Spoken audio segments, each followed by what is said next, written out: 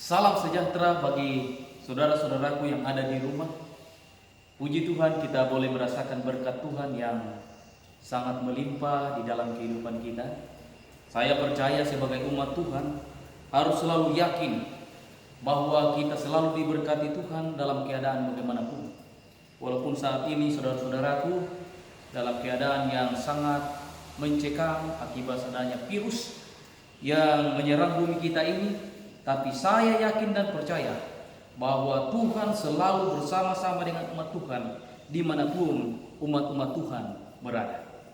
Saya akan membawa pikiran kita ke satu topik pembahasan pada saat ini, saudara-saudara, yang berjudul mengumpulkan harta di tengah badai corona. Saudara-saudaraku yang dikasihi Tuhan, timbul satu pertanyaan di dalam kehidupan kita dengan topik tersebut: bagaimana mungkin kita dapat mengumpulkan harta di tengah badai corona yang ada pada saat ini, sedangkan kita harus berada di rumah. Bahkan harta benda banyak yang hilang, keuntungan tidak ada oleh karena tidak berjalannya pekerjaan sebagaimana mestinya. Lalu kemudian banyak jiwa yang hilang oleh karena adanya virus ini. Banyak pekerjaan yang hilang, bahkan banyak orang yang dikeluarkan dari pekerjaan oleh karena adanya virus ini. Bagaimana mungkin kita dapat mengumpulkan harta di tengah badai corona? Saudara-saudara yang dikasihi Tuhan, ketika mungkin kita yang mengalami hal ini, dalam artian bahwa ketika mungkin ada di antara kita yang saat ini menderita virus corona ada dalam tubuh kita, maka apa yang akan menjadi permohonan kita kepada Tuhan atau orang-orang terdekat? Mungkin ada yang meminta kepada Tuhan kesembuhan, ya jelas itu. Ada juga yang meminta kepada orang-orang terdekat ketika sembuh nanti mungkin diberikan sesuatu. Ini menunjukkan bahwa itu adalah prioritas saya dan saudara. Saudara-saudara yang dikasihi Tuhan, mengenai harta, mengumpulkan harta di tengah badai corona, mari kita baca dalam Matius 6 ayat 19 sampai 21 tentang harta. Hal mengumpulkan harta, janganlah kamu mengumpulkan harta di bumi. Di bumi ngengat dan karat merusaknya dan pencuri membokarnya serta mencurinya. Tetapi kumpulkanlah bagimu harta di surga. Di surga ngengat dan karat tidak akan merusakkannya dan pencuri tidak membongkarnya. Karena di mana hartamu berada, di situ juga hatimu berada. Saudara-saudaraku yang dikasihi Tuhan, bagi Yesus ada harta yang tidak perlu untuk dikumpulkan atau tidak perlu untuk disimpan-simpan. Oleh karena apa, saudara-saudara? Ada dua alasan mengapa kita tidak perlu mengumpulkan harta di bumi ini. Yang pertama, alasan dari dalam, yaitu ketika kita kumpulkan harta di bumi ini, mengumpulkan harta kita, maka yang terjadi, saudara-saudara, ngengat dan karat akan merusaknya. Lalu yang kedua, ancaman yang kedua yang terjadi ketika kita mengumpulkan harta di bumi ini, yang kedua adalah pencuri akan datang membongkarnya serta mencurinya. Lalu kita mungkin bagaimana harta kita yang kita miliki saat ini, saudara-saudara? Ini merupakan pertanyaan. Ketika kita memiliki harta, kita mau bikin bagaimana? Saya dan saudara harus apakan harta yang ada ini? Seorang anak muda yang kaya raya datang kepada Yesus. Anak muda ini sangat menginginkan akan keselamatan. Dia ingin selamat, saudara-saudara.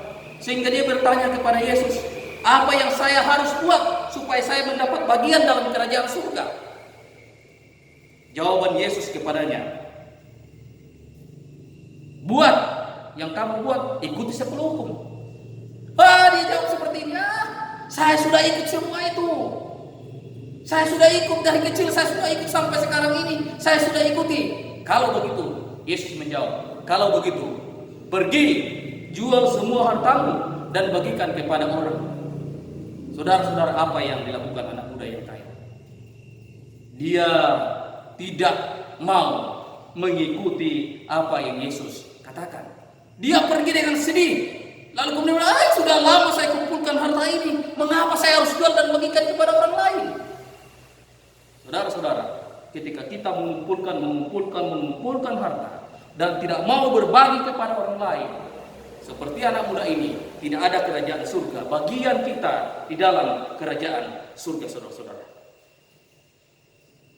Walaupun demikian, saudara-saudara, saya mau kasih tahu bahwa Yesus tidak membenci harta. Kita melihat banyak tokoh-tokoh Alkitab yang sangat luar biasa, yang mana mereka kaya-kaya. Ada Abraham, ada banyak orang-orang yang ada di Alkitab yang kaya. Ayub sangat kaya, saudara-saudara. Tapi kekayaan yang mereka miliki itu dibagikan kepada orang lain, diberikan kepada orang lain.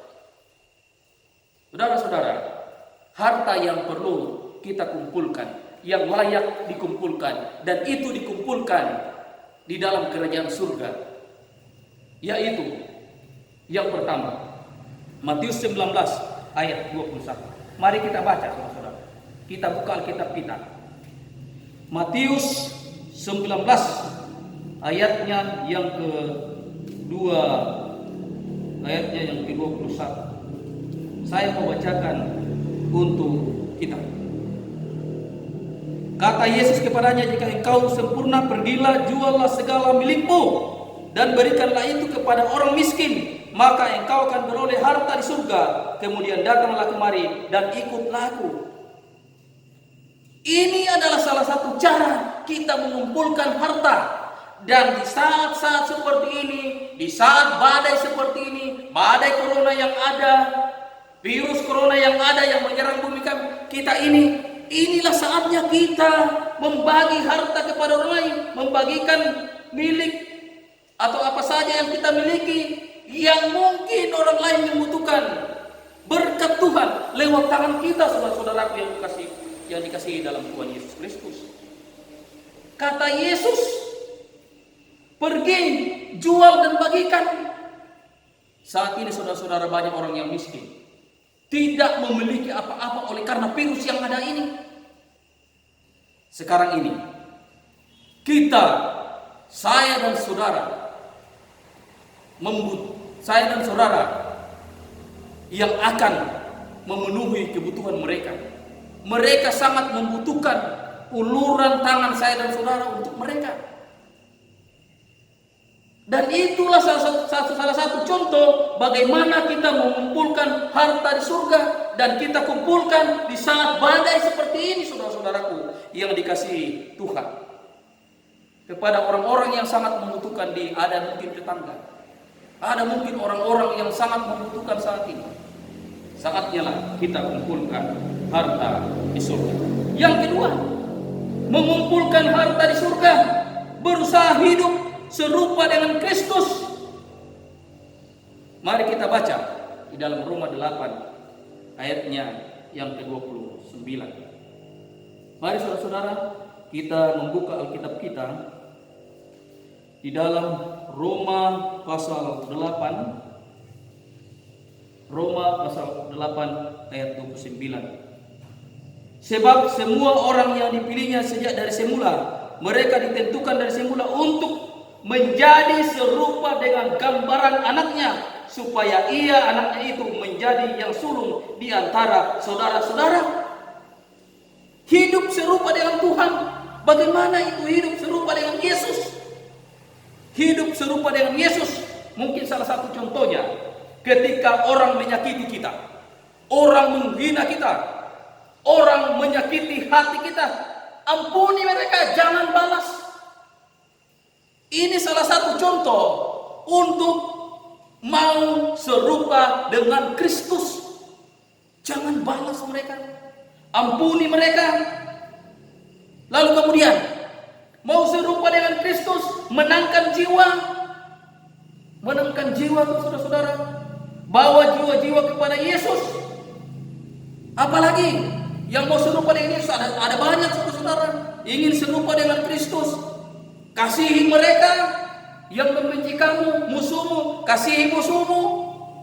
Serupa dengan Kristus. Ketika Kristus berada di atas muka bumi ini, saudara-saudara, ada banyak hal yang dibuat orang untuk menjatuhkan dia, tetapi Kristus tidak pernah membalas. Serupa dengan Kristus. Ini merupakan harta yang layak dikumpulkan di surga, saudara-saudara. Dan saat inilah waktu yang tepat untuk mengumpulkan harta di surga. Karena ketika kita mengumpulkan harta di surga, maka dua ancaman tadi, yaitu ngengat dan karat dan juga ngengat dan karat ya. Lalu kemudian yang kedua, pencuri tidak akan pernah merusakkannya, ngengat dan karat tidak akan merusakkannya, dan apa? Dan pencuri tidak akan pernah mencurinya. Pencuri tidak akan pernah mencurinya.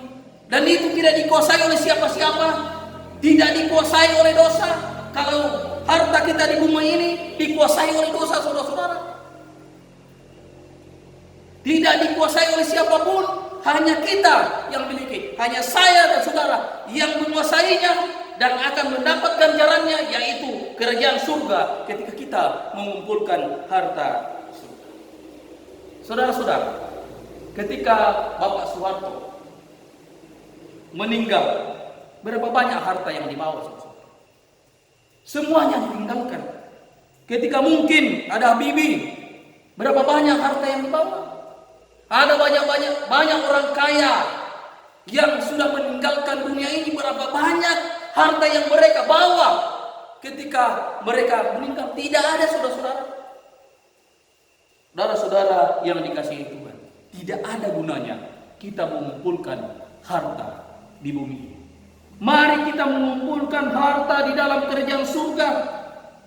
Seperti judul yang kita dengarkan tadi, yaitu mengumpulkan harta di tengah badai corona. Saat ini waktu yang tepat, saudara-saudara. Bukan berarti setelah corona ini berlalu kita tidak akan mengumpulkan lagi harta di surga.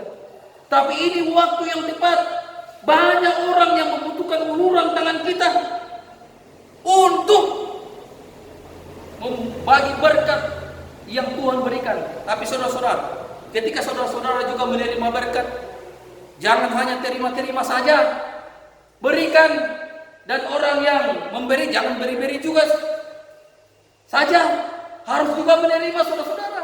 Jadi harus ada timbal balik. Kita terima berkat dari Tuhan, setelah ada pada kita bagikan itu kepada orang lain. Itulah yang disebut menjadi saluran berkat. Dan itu salah satu cara bagaimana kita mengumpulkan harta di dalam kerajaan surga, saudara-saudaraku yang dikasihi Tuhan. Saudara-saudara yang dikasihi Tuhan, pada saat ini saya mengajak saudara-saudaraku untuk mengumpulkan harta di surga.